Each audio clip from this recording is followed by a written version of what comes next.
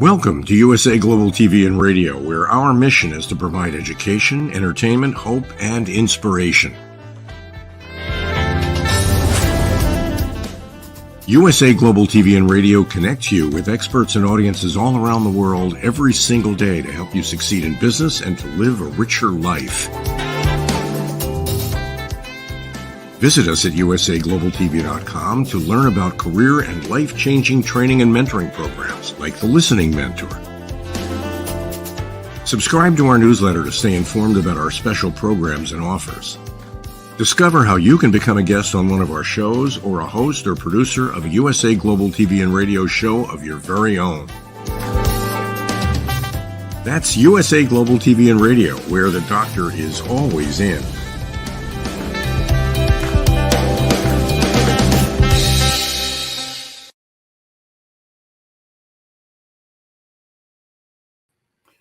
Hi, Greta Laughlin here on the USA Global TV and Radio Network, and we're on the Talking Head show today, talking about lifestyles and longevity.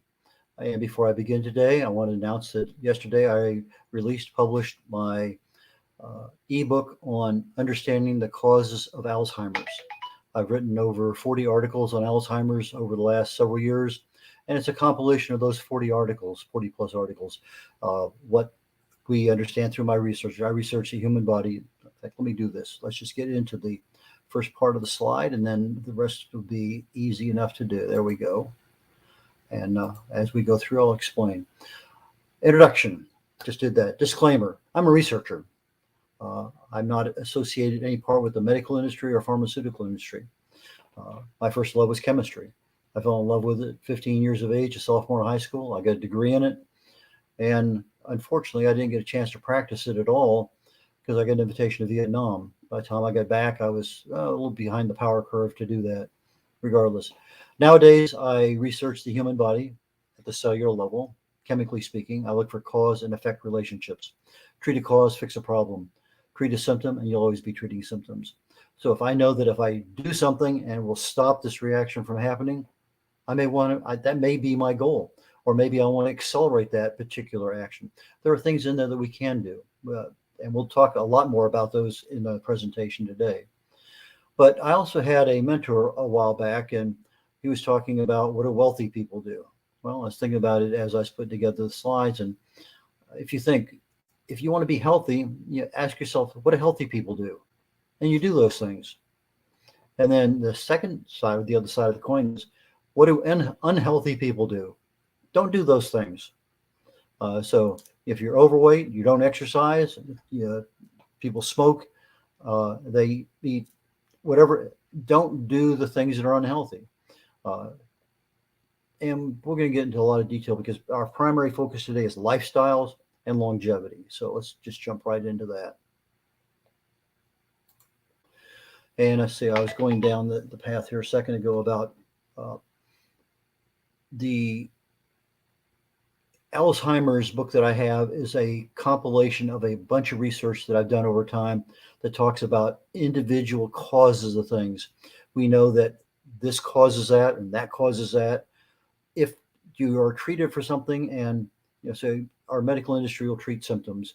So if they know how to stop that from happening, they'll do that. But there's still 4 or 5 other things that are going on at the same time. Take, for instance, let's say you have high blood pressure. And the doctor gives you a pill and fine, it works. But 6 months later, it's not working. They have to increase the dosage or give you something else. Well, the general term for that's called hormesis. It's a stress on the body that gradually becomes overcome, and then you have to go to a higher level of stress. And hopefully, as I finish up the program today, I'm going to talk about how a particular gene, SIRT6, needs that stress and how you can do it to improve your longevity. So causes of aging, we talked about it last week. Essentially the creation, how our bodies make human growth hormone. We make lots of it when we're little and very little when we get older. But if you listened to the show last week, and I certainly welcome you to go to the archives on YouTube, and there are things that we can do immediately to increase, literally overnight, the level of human growth hormone that our bodies produce.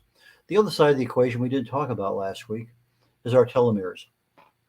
At the end of our DNA, That's a double spiral helix. There is something that holds everything together. If you think about your shoelace, for most of us that have shoelaces, there's a little plastic caplet at the end. Well, that caplet at the end is a telomere in the sense of looking at an analogy. It holds that DNA together. But at some point in time, as the telomere breaks apart and a little bit erodes off, at some point in time, there's going to be so little left it can't hold the DNA together and the cell dies. So if we look at things, high levels of HGH mean a longer life, low levels a shorter life. The longer our telomere lengths, the longer our lives, the shorter, the shorter. When a cell replicates, in other words, one cell becomes two cells, we lose a small portion. I equate it to like a roll of pennies. If I have a roll of pennies in front of me and I take one penny out, I have 49 pennies left. And if that were a telomere, I lost one penny. That's how much of a loss I have. But let's say that I'm overweight significantly. Let's say that I have cardiovascular disease. Let's say I have diabetes. Let's say I have high blood pressure and a couple other things. Overweight, I'm a smoker. The extra things that are going on in your life mean that when that cell replicates and becomes two, instead of losing one penny, I may lose two or three or four pennies, which means that that cell now, instead of having a nice long life, has a much shorter life. And that's part of what we're trying to do with telomere length and longevity. We want to slow down that erosion as much as possible.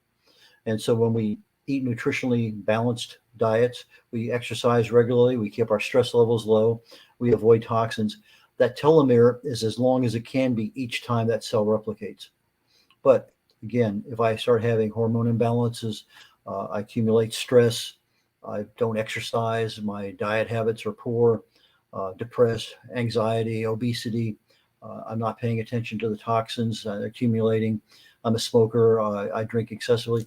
All these things cause the telomeres to break off much more rapidly, which means the total life of that cell is going to be less. And so we're going to be talking about these things today. Okay, we talked about the lifespan of a telomere is determined by the several things there. I talked about the choices, our lifestyle, be a smoker, stay overweight. But we can also have some effects from genetics.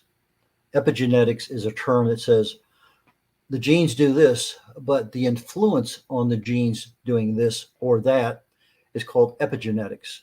And some environmental factors. If I'm constantly working in an environment that's toxic due to pollution, air pollution, noise pollution, work hours that are too cold, too hot, there are a lot of things in our environment that can, in fact, turn our telomeres on or turn our genes on and off, which affect our telomeres.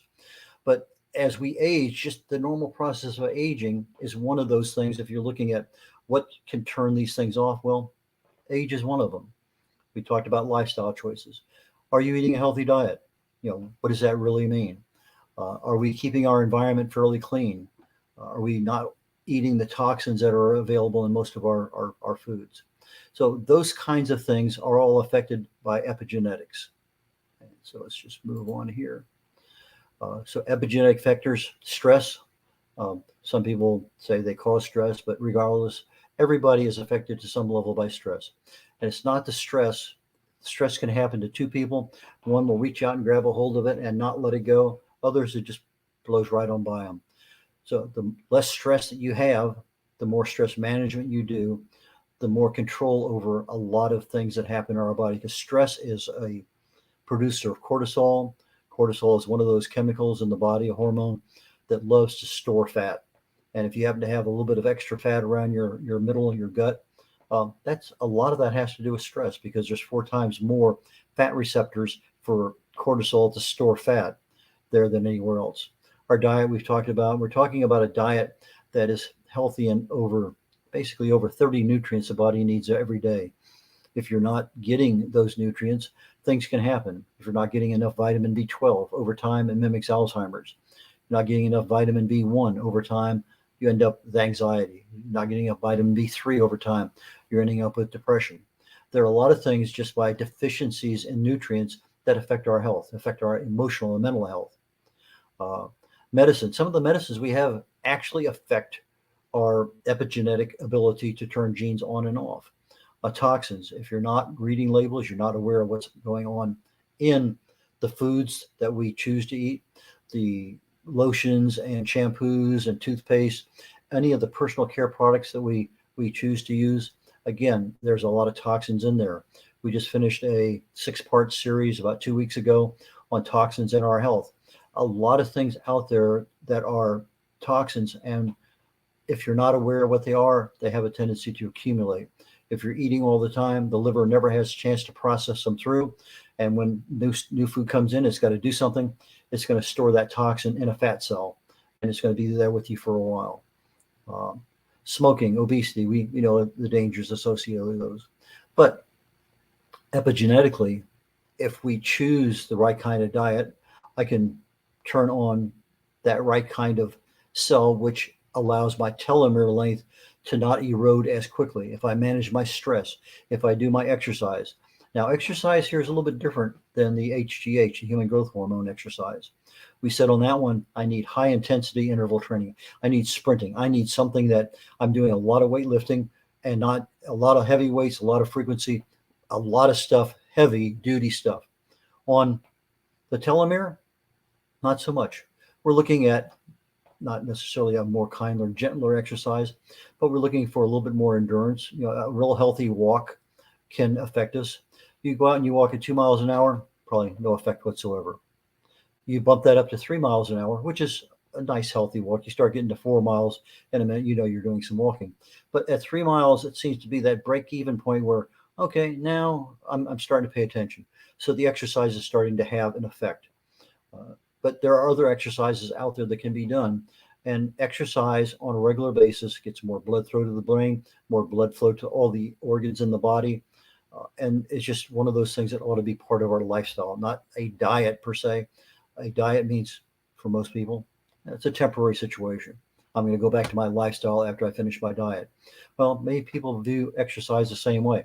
I'm going to do this exercise, and then, okay, I've done it, I feel better. They stop exercising. Stress management, we've talked about that several times. The easiest, far beyond anything else, is to smile. A smile will force negative thoughts out of the brain. Laughter is great. Breathing, pranayamas, where you do opposite side nose breathing. Lots of hold your breath, count to count of 4. I like to use a deal. Take a deep breath, hold it for 30 minutes. Well, in reality, I think the world record for holding a breath is right around 26 minutes and some change for somebody who was underwater holding their breath. Nutrition, super critical. Absolutely getting as many nutrients as you can possibly get on a daily basis. And ironically, if you're not sleeping well, you're probably opening the door for many other things to occur, because sleep is where our body does the rest of restoration, repair. Everything that our brain needs, our bodies need to be better happens during sleep.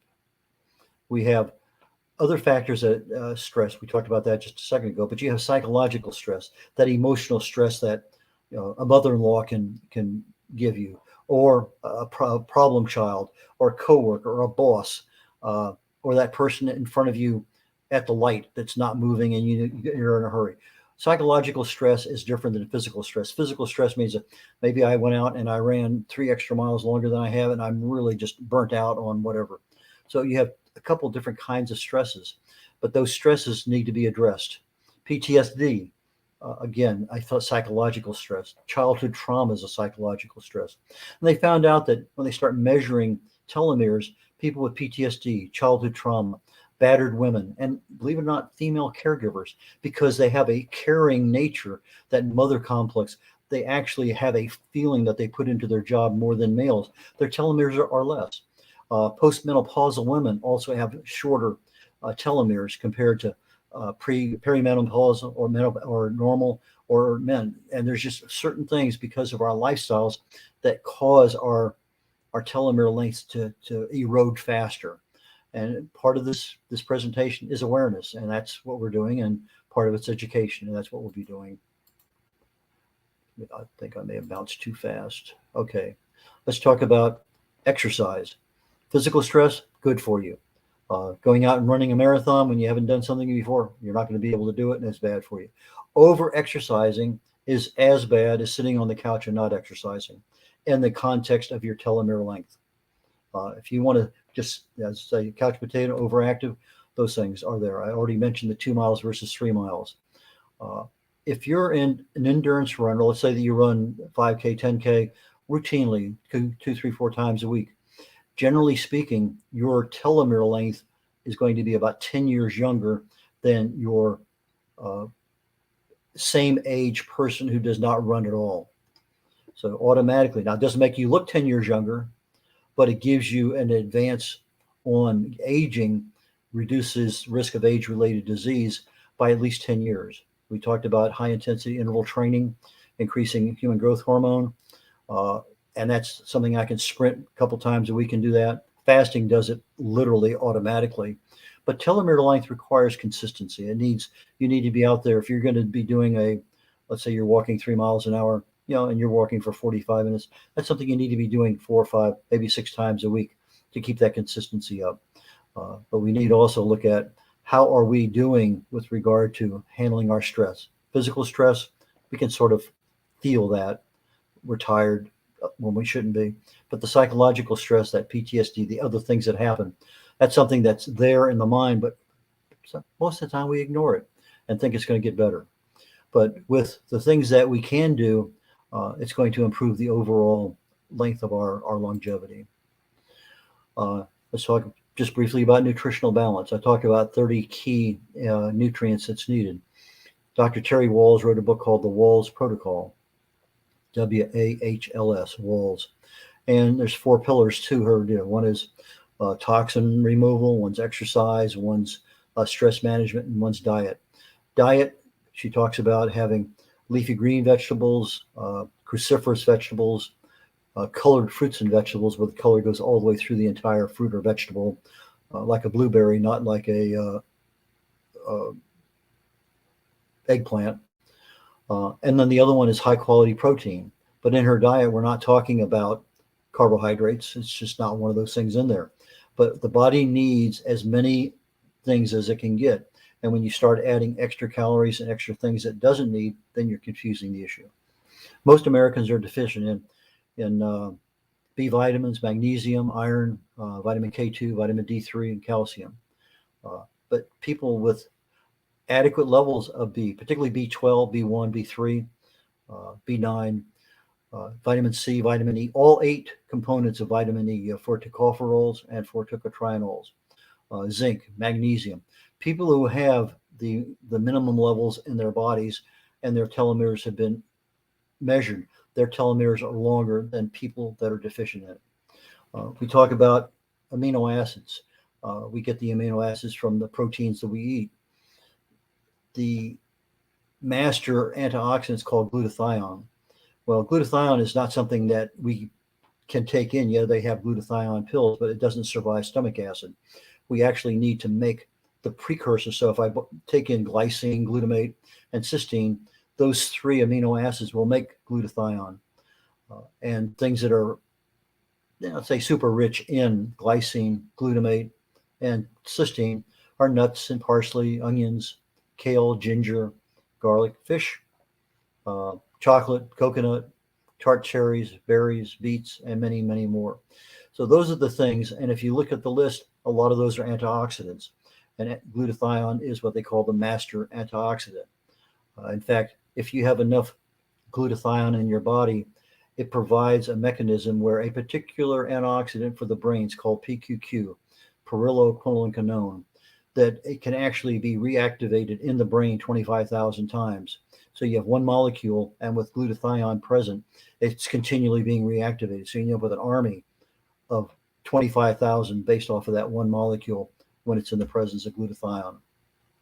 And that's an excellent, excellent antioxidant for the brain. And not all antioxidants can pass through the blood-brain barrier, so it's a really good one. When your glutathione is depleted, then we start having problems. Toxins can come in there and deplete it. Chronic illness starts to occur. Some medications affect it. Our poor diet, obviously, if we're not getting the right kinds of things to make glutathione. Trauma, we talked about that psychological issue, and just normal aging. All of those things will deplete glutathione in the body, and that's not what we want. We really and truly, if we want to have good telomere length, good aging, good longevity, we really need to have that glutathione. We can get that with exercise. Some supplements will say glutathione, but in reality, what they're doing is they're giving you the precursors for glutathione so the body can make it. But one of the things that super helps more than anything else are the sulfur-rich foods. Talk about Brussels sprouts and kale and others, onions, not ginger, garlic. The things that are high in sulfur are needed not only to make the glutathione, because you need that sulfur molecule, but you also need it for repair of muscles and tissues and organs. The level of inflammation we have, when we don't have enough antioxidants in our body, we're not getting those fruits and berries and vegetables. The free radical damage that occurs 24/7 increases to a level that can't be controlled by our immune system through the use of antioxidants. And we start entering another phase.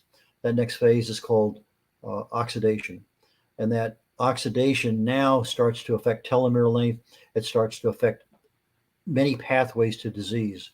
So oxidation, when you're not taking care of it at the lowest level, inflammation, then stress, alcohol, pollution, obesity, glycation, we'll talk about here in a moment, are things that can, in fact, reduce our telomere length. Advanced glycation end products, AGEs.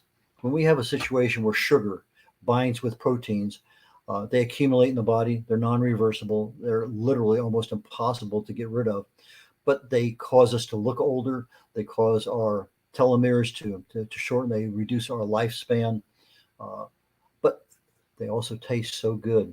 When you have that barbecue and that black crust is on the outside, that is that advanced glycation end product. It's that char that makes that barbecue so good. So when we start charring meat, we're adding AGEs to our body. Yeah, it tastes good, but from a longevity perspective, probably not the best thing for you. If we reduce our carbohydrates, we're cutting out those sugars a little bit, reduce our total calories, we can kind of cut back on what sugar is available to bind with proteins. Smoking increases inflammation and oxidation, particularly because it just provides so many free radicals. Toxins also reduce our telomere length. We've talked about that. Sometimes we end up with antibiotics because we're being treated for something. You need, as soon as you can get back on probiotics, get your gut back to normal, you need to counter the effect that the antibiotics went in there and killed everything in sight. Prebiotics are kind of like a fertilizer for the probiotics. Sometimes we end up with the toxins, the preservatives, the artificial colors and flavors. We have the pesticides and the herbicides that are on the products that we buy that they're not necessarily cleaned off as much as we want. Some products have animal growth hormones, genetically modified. Lots of things go about reducing the telomere length. What about jumping from telomere length into genetics? Okay, if we know what causes HGH, human growth hormone, to go up, and I know what slows down the overall erosion of telomeres, what other things affect our longevity? Well, one of them is genes. Dr. Jacqueline was at a show earlier this morning, was talking about a person she saw on the air that says, how do genes affect your longevity? And the question was, well, what impact does a gene have on your lifestyle, on your length of your life? And the answer from this particular doctor was about 4%.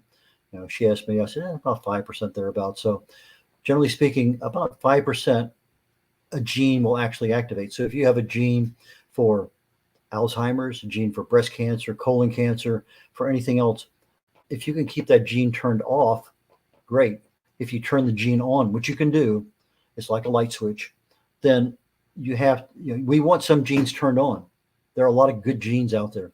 We want some genes turned off. So lifestyle turns off the bad genes, turns on the good genes. So diet, exercise, all these things we've been talking about. If you're working the night shift, again, you're out of sequence from the normal circadian rhythm. Smoking, obesity, overuse of alcohol, the psychological and physical stresses, toxins. All of these things affect our genes. Just like they affected our telomeres, they also affect our genes. We cannot change our parents, but we can change our lifestyle. Genes affect how proteins work in the body. So you get a signal from the environment. Let's say we have toxins, and it's going to activate what's called a transcription factor.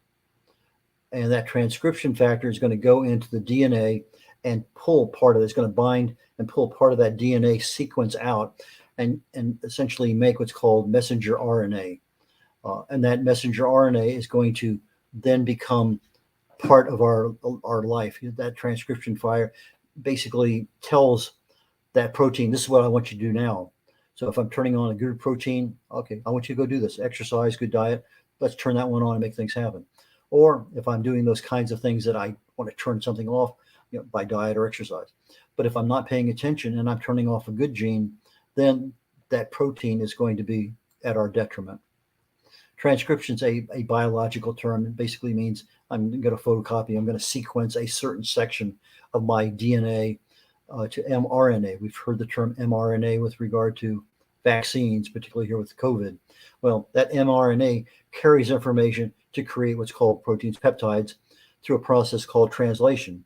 And when the mRNA vaccine goes out, it's saying, well, here's what part of the COVID protein looks like on the spike. And if you see this, the immune system can activate and head it off. Well, the same process happens in our body. We turn on part of our DNA that sequences a particular set of peptides. That can be less than 50 amino acids, which is called a peptide, or more than 50 amino acids in sequence, and it's called polypeptides.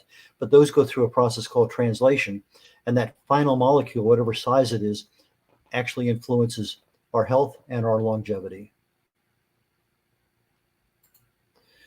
There's a gene called SIRT6. It's activated by small stress, hormesis. I'm putting my body under some kind of stress. It may be something as simple as intermittent fasting. I've talked in the past about you activate autophagy at about 17 hours. So if you're in an 18-hour fast, you're basically turning on the switch for autophagy.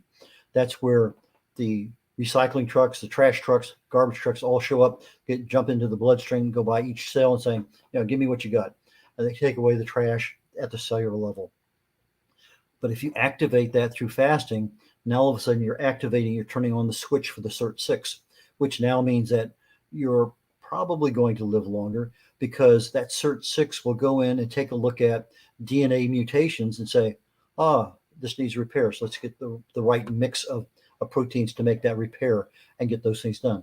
But if you're not doing that, then you have an accumulation of unrepaired DNA, which shortens your lifespan, which makes you look older, which affects you in so many different ways. So there's a lot of things with autophagy that if you're not aware of what happens and how to make it happen, you're kind of in the dark. And so from an awareness perspective, we're now entering that phase of education. There's so many other genes. One particular one's called clotho. It regulates a particular cell that in the presence of cancer, it says, hey, let's open the door and I'll give you as much room as you want to graze.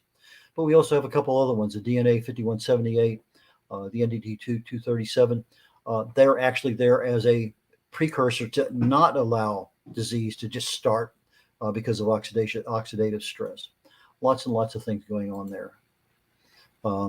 They found out that if you have parents that live past 70, they actually have children with an increased probability that they're going to live longer than parents who didn't make it to the age of 70.